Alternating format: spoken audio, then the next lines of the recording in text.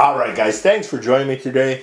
Back to lecture style videos, and we're going to have some fun. We got a lot to talk about. There's a lot going on in the news and agriculture around the world.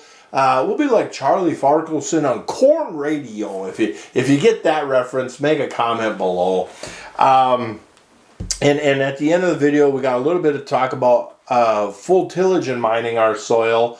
After we talk about fertility and mining our soil, thanks to the local village idiot coward troll, that we got some great talking points to discuss. And so a little history on this. I want to bear with me, stay with me. Put me on play while you're driving so you don't have to scroll and fast forward and miss anything, because we got a lot to talk about, and I want to give you some history and context on this field so when we finally do talk about the soil test results, you kind of have an understanding of what's been going on. So 2014 was our first year of jumping into soil health and cover crops. More of a pushed that direction instead of like, geez, I'd really like to learn about soil health. It was more of a Hail Mary plea attempt to get the crop in the field. So in 2012, my nose had been tickling. 2013 and prior, we had tried some no-till. We were trying many other tests, just like everybody does, population, spacing, all that kind of stuff. But we tried a little bit of no-till and full-till and saw no difference. So 2014 comes along, worst spring in history. And end of April, get a foot of snow. A week later, May 3rd or 4th, get another foot of snow, and then cold rains behind that. So we were planting corn into like 39 and 40 degree saturated soil, and with cold rain on top of it. Like, you talk about not sleeping. It took 2 weeks for that corn to germinate, and it was 3 to 4 weeks for that corn to come out of the ground. But it turned out fantastic. But that was the first year. We ended up doing a lot of no-till out of just pure desperation. I would come home from work, hop in the 8450, go out, do some tillage as much as I could that evening, come back the next day, couldn't plant in it yet because there was no sunlight, the soil didn't warm or dry or anything, so then you end up scratching more of the field up. Before any of it was able to plant, the next rain would come through, and I told Dad, we were just burning fuel here for nothing. Like, we were getting nothing done. And there was a lot of prevent plant in the area. And so I just started coming home and would just plant like literally a 5-acre piece. Like, I could drive from here to here, starting at this point. So I just worked that over, and it's muddy from here this way, and it's muddy from here this way, but I got this spot.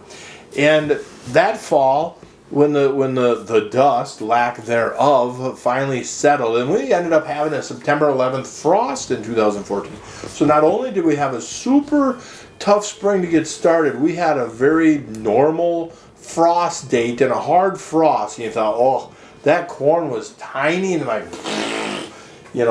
70 bushel corn, it still made 130 across the farm. You're like, how did this even possible? How do we get a fantastic corn year? I remember Pioneer 1197 was just loving it. Like, what on earth is going on here? And that was the first year that we had a 47 bushel soybean field, and the farm had like a 37 average across the farm. Asgrow 1431s made 47 bushel. That was the first time we had that kind of yield on the farm. And you're just like, holy cow. Like, this makes no sense. My whole life I've been told no till, no yield, you have to warm and dry the soil, all that bull crap. And on the worst year ever, we had one of our better crop years. Like, this makes no sense. And we would have put down very little fertilizer because you didn't think you were getting much of a crop. So 2015 comes along. One of the neighbors had already gone down this road of no-till, and now they're transitioning to strip-till because they saw the challenges, whatever. And so they had a cultivar or a row crop cultivator, so I converted that over to strip-till, and that's the first strip-till bar we had. And so in 2015 on this field, we would have done a half rate of P&K, because to me it made more sense to put a half rate into 1/3 of the area. So instead of broadcasting 100% over 30 inches, we put 50% in 10 inches. To me, that seems like more fertilizer, less fertilizer purchased, more fertilizer in for our plant. Because we're still thinking that it's our fertilizer growing the plant, not the soil. And that was phenomenal. That first year we strip tilled that field, phenomenal. Man, that field went. Holy cow.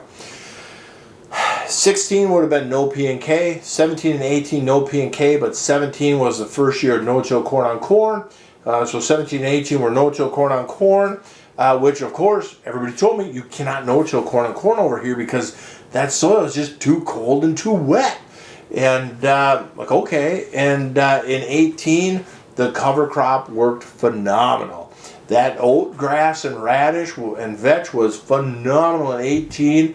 And there's me with a placard from Pioneer Seed at 213 bushel to the acre in that test plot. Like, what on earth? No-till corn on corn with a big cover crop, that broke my brain. Because one, cover crops are just simply weeds. They're going to take your moisture, they're going to take your nutrients and hurt your crop. Well, if they hurt my crop, I'd like to see what would have happened if I didn't have the covers out there. Because I don't know, that kind of yield doesn't just happen every day up here. 2016, we had a phenomenal cover crop. 14, 15, dismal failure on the cover crop, so I thought. 16, I'm like, I'm going to show you a lesson. There's a smudge on the lens. 2016, I'm like, I'm going to show you cover crops. So in 16, there's videos of me spreading cover crops in this big green canopy, the sea of soybeans. And it worked. That cover crop was a massive success. The hairy vetch came out of the soybean canopy and started vining across the top of the soybeans. And come harvest time, we had an 8-inch grass crop of oat grass. It was an absolute nightmare, miserable suck to get that soybean crop out of that hay crop. But it was great soybeans, but we had a phenomenal cover crop there. And Jay Fuhrer said something when he was at the farm show in 18, and I was showing people, like, look at, you need to pluck that little ryegrass chunk out of the ground. You're like, what a fantastic cover crop. Like, this is a success because it's this big. It's got this great root system. You could smell, very earthy smelling soil. And that soil was stuck. You really had to take your fingers and scratch hard to get that soil to fall away from the roots, which is a fantastic sign. That means you got good soil life. It's gluing that soil. It's building structure. And so I was showing the folks, like, yep, this is a success because it's going to really improve our infiltration and it's going to stop our wind and water runoff. So to me, big win. And Jay Fuhrer said yes, and that little plant had 4 weeks of pumping carbon into your soil. And you're like, And he's like, yeah, it didn't take much of anything away from the soil. It had 4 weeks of contributing to the soil. And you're like, oh. And now we know that soil life is how we build natural fertility in the soil. So when you hear a presenter like John Kemp or Nicole Masters or whatever that gal's name from Australia or I think she's Australia, not New Zealand, I don't know, I apologize. When you hear them speak about the fallacy of phosphorus and nitrogen, and you're starting to think, and now here's this guy saying, well, that's how the system gets started. And now you're thinking, wait a minute, I had a couple really good successful years on this field. So 17 and 18, no P and K applied. 19, last year, corn on corn. Now think of that corn plant. If this little ryegrass and that little tiny root system that you can hold in your hand added carbon to our soil, what about this corn plant? When you got corn 10, 12 feet tall, tons and tons and tons of dry matter laying on top of the soil, constructed of P and K and nitrogen and many other nutrients that are now laying on that soil. By next summer, it's going to be gone because now this worm population is exploding on the farm, and they're just devouring between big critters and little micro critters. That crop residue is just disappearing the next year, all going back into the soil. And now we're seeing a little tiny thin film about the thickness of paper of black soil being created on top of our. We're actually adding soil to our fields. And you're like, this is really cool. This is exciting. And so 19, we would have applied 90 units of P and K, not 90 pounds of fertilizer, but 90 units based upon the manure test.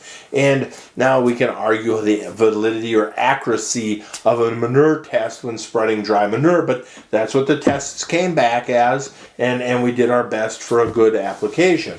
And then 21, and 22 would have had no P and K applied.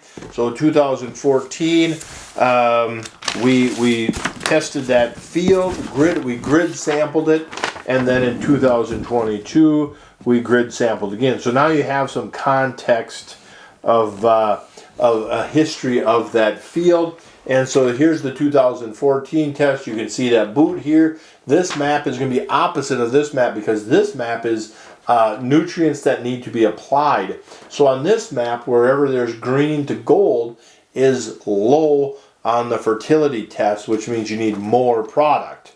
So you got that boot that runs up this west side.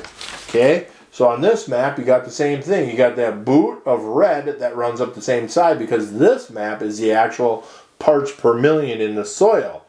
And so you can see that red boot running up the side, just like the green boot did right there. You can see at the bottom down there is red and the bottom down there is green. And so these maps I find very fascinating that they very much mimic each other. That, you know, from 2014 to 2022, these maps, that phosphorus, if it moved in the zone up and down itself. It didn't transfer around the field. And to me, I find that very fascinating. So from each year, then you get these results, and it's each grid section has its own little soil test, and you're like, oh, okay. So I took and added them up. In 2014, I added them up, and the average was 29.1 parts per million of phosphorus. In 2022, I added them up, and we're 29.4 parts per million of phosphorus. How is that possible? We were told by our retailers all our life, we're told by corporate ag, the people that sell fertilizer, that you have to at least apply based upon crop removal rates to maintain your soils. Apparently not. So now when I hear John Campbell speak about the fallacy of phosphorus, I'm like, yeah, he might be onto something, because we just proved it on our farm with soil tests. That I mined that soil for all them years, and it technically went up, or at least stayed a statistical tie. Like, how is that possible? And so the only way it's possible is because it does, like these other independent people say, is soil life can help free up phosphorus in the soil. All right. And so the other thing, we need to do a video on the validity of these soil tests, because we've always been told that these are like a gas gauge. Like, oh, you're getting low, you need to add. And I do not believe that you have a valuable tool here, but I don't believe we can use it like a gas gauge. Maybe more of a grading on a curve. I'm not sure, but I'm starting to really hurt brain cells trying to comprehend what is happening as I do more of this testing. And so it really makes you wonder that how often, when the guy, his income is based upon your test results, how often do you think you're going to ace the test? That comes to mind when I'm seeing that I no longer need to worry about applying much, if any, phosphorus. Nutrient management dollar-wise, we're going to take any of that phosphorus money and we're going to put it over here to the potassium, to nitrogen, to foliar testing, sap testing, foliar feeding kind of stuff. Now, we did the same thing on our potash, and the maps are similar. The maps stayed very similar, except our potash dropped in half. So we actually did mine our potash. And that one doesn't surprise me because of what some of, like a John Brecker from NDSU had some papers. You can go back to the Albrecht papers and read them. You can, Cyril Hopkins, you can go back and read some of his paperwork. There's many soil scientists that will tell you that your potassium is very local. Fertility is very local. Potassium is you need to do your own testing. Some clays, some soils will very quickly show a positive or negative crop response based upon application of potash. And other clays, you'll never see a crop response, but you'll be able to show the soil test moving up and down based upon applied product. And so I have the clay that my soil test moved up and down, but I never saw a crop response on this field. Now that other field this year turned out was potassium deficiency, that burning that we saw on the leaves. And that field's an old hay field. It had, 20, 30 years of being mined before I got to it. And apparently we haven't been able to build it fast enough. I need to be more aggressive on building.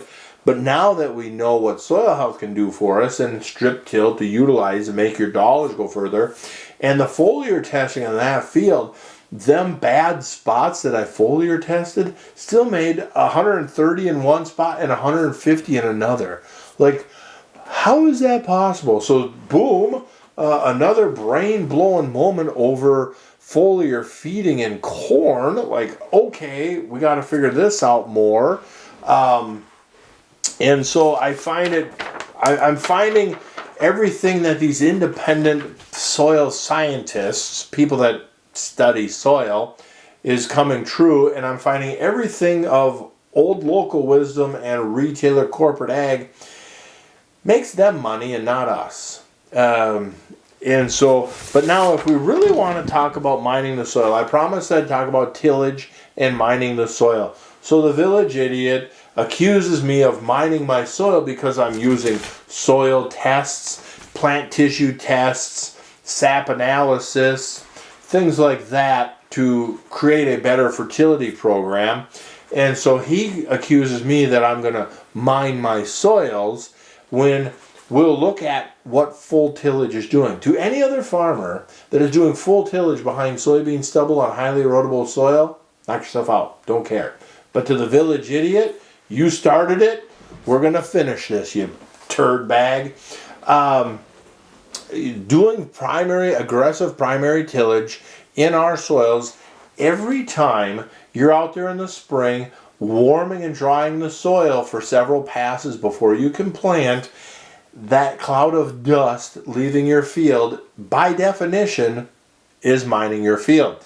They say, like this sheet of paper or 2 sheets of paper equals 1 ton of soil. You easily are losing this sheet of paper every square foot as you drive through when you got that much dust leaving your field. And then every time it rains and you have dirty water leaving your field, that's your soil leaving your field. But what else is leaving your field? Every time that dust is leaving your field, every time that dirty water is leaving your field, that's your P, that's your K, that's your new fertility or new soil. The new soil is your most fertile soil. And it's all leaving your field. That's your money. I don't know about you guys, but I kind of care about my money. And all winter long, when the snowpack melts away and you see that snert in the ditches, that's money. The other thing that's happening from farm practices like that, this isn't 1960 anymore. We'll have more upon this video, more topics about this, but it's not 19. We have science, we have people that can show that we need to do better as farmers. We're not the villain that social media makes us out to be, but I think as a group we can honestly discuss amongst ourselves and be like, maybe we could do a little better. Now, I have 3 million people south of here, downstream in the rivers. So when them people see dirty rivers down by their house, and then they come up here for the weekend, and it's a rainy weekend, and they see dirty water coming off the fields and down the road ditches, do you think they applaud the farmer like, thanks for making cheap food? No, they look and say, that's why the river's dirty down by us. Screw these guys. I want clean water. And so in the state of Minnesota, that is why we have a buffer law. Because farmers like that do not care about anything. It's just broadacre commercial farming and lots of erosion. And now we have a buffer law. Plain and simple. It's not going to be long before other laws. We can see what's happening around the world. And you better figure this stuff out now, because we can see now it's just a matter of time before we are regulated quite heavily. And that's all I will say about that. That is going to be the end of this video. Thank you very much for watching. I hope you guys enjoyed it. And let me know what you think. Are you glad that in my never nicotine stained fingers I'm holding papers and we can have some more fun on videos like this, or do we need to go back to watch me harvest corn? You guys vote. Let me know. All right. Thank you very much for watching.